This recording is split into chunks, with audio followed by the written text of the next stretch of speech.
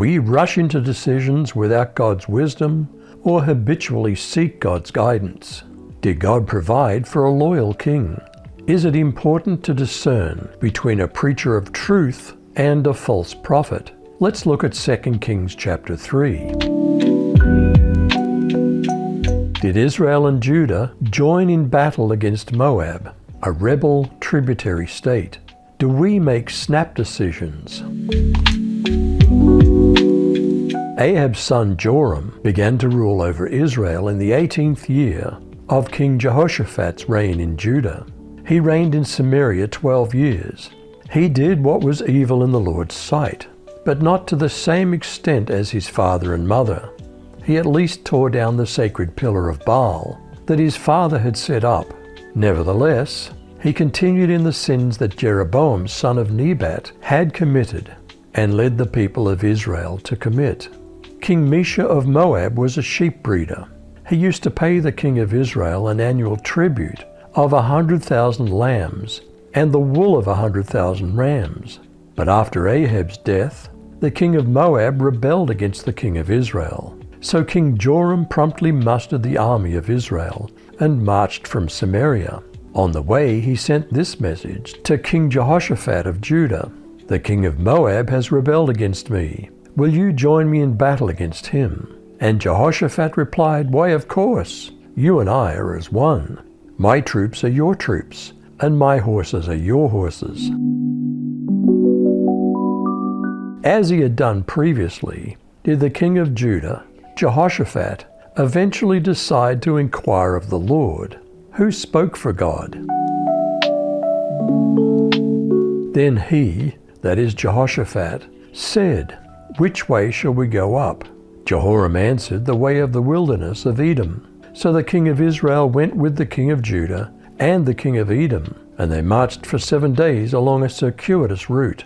There was no water for the army, or for the animals that followed them. The king of Israel said, "Alas, for Yahweh has called these 3 kings together to deliver them into the hand of Moab."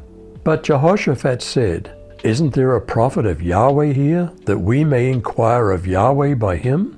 One of the king of Israel's servants answered, "Elisha, the son of Shaphat, who poured water on the hands of Elijah, is here." How did Elisha advise the 3 kings of Israel, Judah, and Edom? Was he reluctant to talk to Israel's king because of his idolatry? Are we reluctant to advise those involved in heresy? Jehoshaphat said, "He has the Lord's word." So Israel's king and Jehoshaphat and Edom's king went down to see Elisha. Elisha said to Israel's king, "What do we have to do with each other? Go to your father's or mother's prophets." Then Israel's king said to him, "Don't say that, because it's the Lord who's brought us 3 kings together, but only to hand us over to Moab." Elisha said, "I swear by the life of the Lord of heavenly forces, the one I stand before and serve, if I didn't care about Judah's king Jehoshaphat, I wouldn't notice you or even look at you. Now bring me a musician." While the musician played, the Lord's power came over Elisha. He said, "This is what the Lord says. This valley will be filled with pools. This is what the Lord says. You won't see any wind or rain, but that valley will be full of water. Then you'll be able to drink, you, your cattle, and your animals. This is easy for the Lord to do. He'll also hand Moab over to you. You'll then attack every fort and every grand city, cutting down all the good trees, stopping up all the springs, and ruining the good fields with stones." Did the Moabites initially think that the 3 nations threatening them were defeated?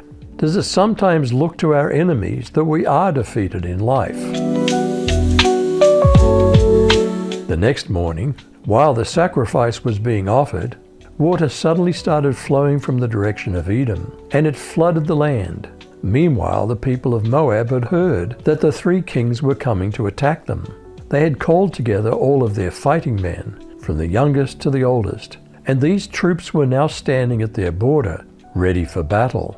When they got up that morning, the sun was shining across the water, making it look red.